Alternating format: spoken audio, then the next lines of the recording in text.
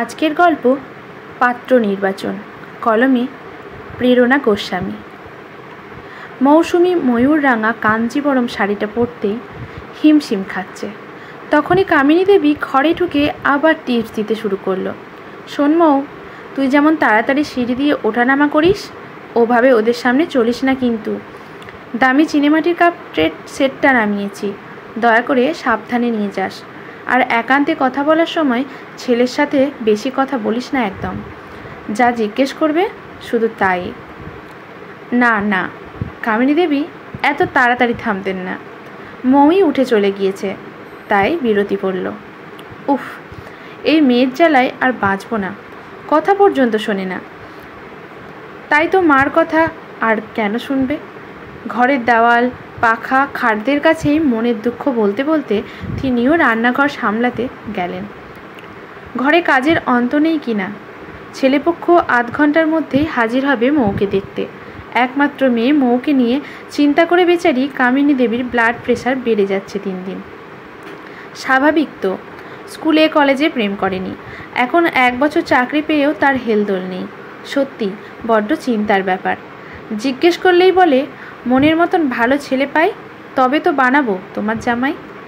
অথচ না যায় বন্ধুদের সাথে ঘুরতে, না যায় বিয়ে বাড়িতে, কাজের সময়টুকু ছাড়া 1 মিনিটও কোথাও থাকে না। সোশ্যাল নেটওয়ার্কিং সাইট নামেই আছে তার। তাই কামিনী দেবী বুঝে গেছে মেয়ের মন জোগানের ছেলে তাদেরকেই খুঁজতে হবে এবার। মৌ প্রথমে আপত্তি করলেও মায়ের মানসিক অত্যাচারের কাছে পরাজিত হয়েছে। এবার আসা যাক মৌয়ের কথায়। জীবনে একটা ভালো লাগা আসেনি এমনটা সত্য নয়, ভালো লাগা এসেছিল বহুবারই।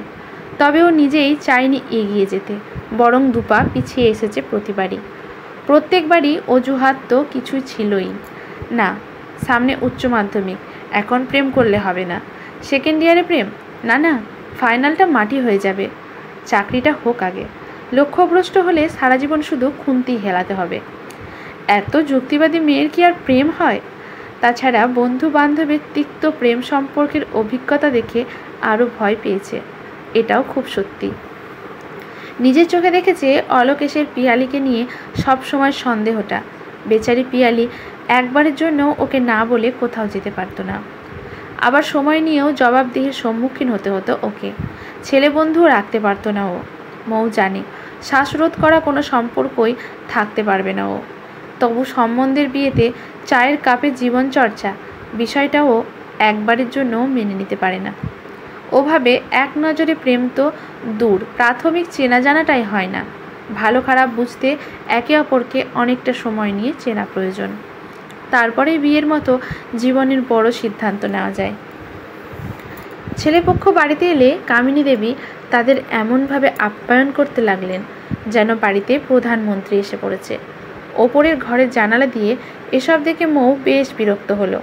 একজন শিক্ষিতা চাকুরিরতা মেয়ের মা হলেও ছেলের পরিবারের সামনে মেয়ের পরিবারের এই বাধিত করেছেন এসে ভাবটা ঠিক চলেই আসে হেঁটে। মায়ের কথা মতো চায়ের কাপ নিয়ে এসে মৌ পাত্রপক্ষের কাছে ইন্টারভিউ দিতে বসলো। ছেলের নাম সৌমাভ। সে আবার নামি ফাইন্যান্স কোম্পানিতে ভালো পোস্টে চাকরিরত। বাবা মার সাথেই এসেছে সে। চা খেতে খেতেই প্রথম প্রশ্ন এলো ছেলের মায়ের তরফ থেকে, রান্নাবান্না ভালো পারো তো? খাওয়া দাওয়া নিয়ে আবার আমরা বড্ড সচেতন। মৌ ভাবলো বলেই দেয়। 5 স্টারের রান্না লাগলে ফুল কর্পোরেশনের ফুড ডিপার্টমেন্ট হেডের সাথে ছেলের বিয়ে দিন। শিক্ষিতা দেখতে এলেন কেন? তাও মায়ের মুখ চেয়ে বলল, পারি একটু আধটু। আবার প্রশ্ন এলো উড়ে ছেলের জেঠিমা গোত্রীয় এক মহিলার থেকে, তা স্কুল থেকে 6টার মধ্যে বাড়ি আসতে পারো তো? আজকালের যা অবস্থা বাবা। মৌ ভনিতা না করেই শটান উত্তর দেয়, 6টা 30। ছেলের বাবা এবার বলেই বসে, চাকরিটা আর বেশি দিন করে কি হবে, বাবু বেশ ভালোই মাইনে পায়। মৌ কিছু বলতে যাবে তার আগেই মা এসে কাঁধে হাত রাখলো ওর। তা ওরা একটু কথা বলে নিক নিজেরা, কেমন? কামিনী দেবী বেশ কথা ঘুরিয়ে দিলেন। সবাই এক বাক্যে মত দিল এতে। দুজনেই বারান্দায় এসে বসলো এবার। মৌ চুপ করেই ছিল। সৌমাভ, আপনার হবি কি? নাচ গান এসব? মৌসুমি: না, সুযোগ হয়নি এসব শেখার। আপনি তো বাড়ির এক মেয়ে, খুব আদর, তাই না? এসব কথায় সময় নষ্ট করলে আসল প্রশ্নগুলো জিজ্ঞেসই করতে পারবেন না। কিন্তু আসল প্রশ্ন সেটা কি? আমার তেমন প্রশ্ন নেই তো। ও বেশ, তবে আমি আমার প্রশ্ন করি। নিশ্চয়, করুন করুন। আচ্ছা বলুন, আপনার এই 30 বছরের জীবনে কটা মেয়ের সাথে শারীরিক সম্পর্ক ছিল? কি কি যাতা বলছেন? যা, এতে যাতা কি পেলেন? এটা তো একটা প্রশ্ন কেবল। তাহলে তো আমিও এটা আপনাকে জিজ্ঞেস করতেই পারি। পারেন তো, তবে আপনিই বললেন আপনার কোনো প্রশ্ন নেই। এবার মানে না করে ঝটঝট উত্তরটা দিয়ে দিন তো দেখি। গার্লফ্রেন্ড ছিল একজন। শারীরিক সম্পর্ক ওই মানে আর কি, মানে সিনেমা হলে একটু আধটু। হ্যাঁ, সেই পার্ক পাবেন কোথায়? এই ছোট্ট মফস্বলে? একটু আধটু মানে কি? কিসেই শেষ, নাকি এধার ওধার? উফ, অন্য কথা বলি এবার। ও আচ্ছা আচ্ছা, আপনি বিরক্ত হচ্ছেন দেখছি। তা সেই মেয়েটাকে বিয়ে করলেন না কেন? ও আমাদের পরিবারের যোগ্য না, বাড়িতে রাজি হতো না। ও আচ্ছা, এবার তাহলে ভালো প্রশ্ন করব। এটা আমার ফেভারিট একদম। আপনার দিল্লির নির্ভয়া কাণ্ড নিয়ে মতামতটা বলুন। যা, সে কি? দিল্লির নির্ভয়া এলো কোথা থেকে? আরে জানেন না নাকি? রেপ ক্যাপিটাল বলে দিল্লিকে। ঘটনাটা বলতে হবে, তাই তো? আপনারা হয়তো সময় টময় পান না এসব খবর রাখার। না না, সে জানি ব্যাপারটা, তবে বিয়ের কথায় এসব আসছে কেন তাই ভাবছি। ও মা, সে কি? আরে আপনিও তো ভাবছেন কেন? শুধু মতামতটা রাখুন আপনার। কি আবার?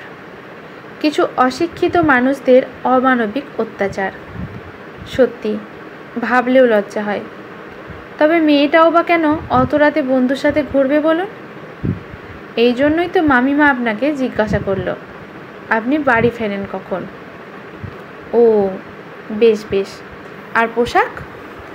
মেয়েটা আবার জিন্স পরেছিল, তাই না? তাই তো। তাহলে তো হবেই বলুন। মেয়েরা যে কেন পোশাক নিয়ে স্বাধীনতা দেখাতে আসে কে জানে। আপনি চুড়িদার পরেন দেখেই তো আপনাকে পছন্দ হলো আমাদের। ও বেশ বেশ, আপনি খাসা বলেছেন। কিন্তু তার 4 বছরের বাচ্চার রেপ নিয়ে আর কি বলবেন আপনি? আরে ধুর ধুর, ওসব হয় নাকি? মা বাবার সাথে শত্রুতার জন্য বাচ্চাকে মেরে ফেলা অপরাধী, তারপর বাকিটাই মিডিয়ায় রং মাখিয়ে পরিবেশন করে। কটা বাচ্চাদের সত্যিই রেপ করা হয় তা সন্দেহ। আচ্ছা আচ্ছা, বুঝলাম।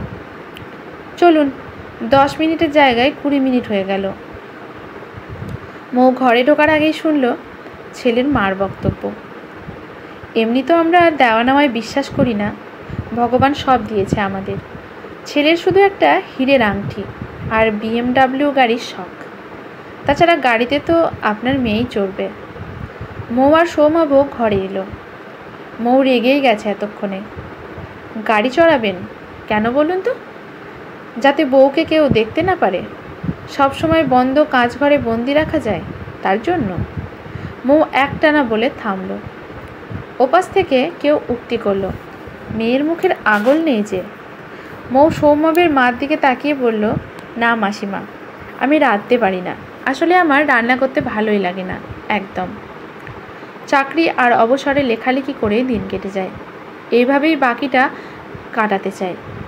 আর আমরা হীরের আংটি দিয়ে বর কিনতে বিশ্বাসী নই। আপনার ছেলেকে নিয়ে আপনি অবশ্যই ব্যবসা করুন। এত খরচ করেছেন সারা জীবন, আমি বিক্রয়যোগ্য নই। আর এই যে জেঠিমা না মাসিমা যাই হন, আমি 6টা 30-এ বাড়ি ফিরি, এটা ঠিকই। তবে মাসে 1-8 দিন 10টাতেও ঘুরে ফিরে বাড়ি ঢুকি। আপনাদের ছেলে হয়তো রোজ 10টা অবধি আড্ডা দেয় পাড়ার মোড়ে। আপনাদের দরদ উতলে পড়ে। ছেলেটা সারাদিন যা খাটে, বিশ্বাস করুন খাটনিটা আমাদেরও কম হয় না। তবুও কত ভালো মানুষ দেখুন আমরা। নিজেরাই সেই অনুপাতটা 1:30 রেখেছি। মানে আমরা 1 দিন আর ছেলেরা 30 দিন। এই যে কাকু, আমি চাকরিটা ঠিক কোনো দিনই ছাড়ব না। আমার বর 50,000 রোজগার করুক বা 5 কোটি, বিশ্বাস করুন কিছুই যায় আসবে না এই সেই সিদ্ধান্তে। আর এই যে সৌমাবু, আপনাকে বিয়ে করতে আমি পারবো না। আপনি তো ধর্ষক। আরে সবাই অবাক হবেন না, ধর্ষিতা কি আর একবার ধর্ষিত হয় নাকি? এই সমাজের কিছু মানুষেরা নিজের মন্তব্যে তাকে বারবার ধর্ষণ করে। আমিও মেয়ে, এমন অ্যাক্সিডেন্ট সবার সাথেই হতে পারে জানি, বলেই আপনাকে অহেতুক প্রশ্নগুলো করেছিলাম। আর আপনার ওই বাইকটা ছেড়ে মাঝে মাঝে বাসে করে অফিসে যাবেন একটু। আপনাকেও যখন কোনো বিকৃত মস্তিষ্কের মানুষ সেইভাবে ছোবে, তখন নিজের অফিস যাওয়ার ড্রেস আর সময় মিলিয়ে দেখবেন না, না হয় একবার।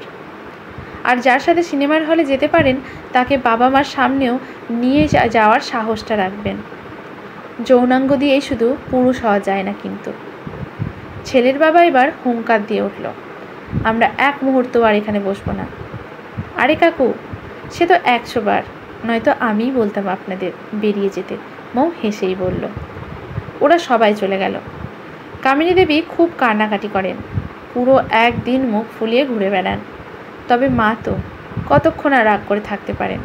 বাপ মরা মেয়েকে একা হাতে মানুষ করেছেন তিনি। চিন্তা তো এখনও আছে মৌকে নিয়ে। সত্যিই ওর মনের মতো ছেলে জোগাড় করা বিশাল চাপের ব্যাপার। তবে সেই ঘটনার পর তিনি বুঝেছেন তার মেয়ে ব্যতিক্রমী। তাই ব্যতিক্রমী জামাই খুঁজতে এবার তিনি মেয়েকে আরেকটু সময় দেওয়াই ঠিক মনে করেছেন। মাকে পাশে পেয়ে মৌয়ের মনোবলটাও দ্বিগুণ হয়েছে। আজকের গল্পটি এখানেই সমাপ্ত। যদি আপনাদের ভালো লাগে, লাইক শেয়ার কমেন্ট করে পাশে থাকবেন এরকম নতুন নতুন সুন্দর সুন্দর আরও অনেক গল্প পাওয়ার জন্য। ধন্যবাদ।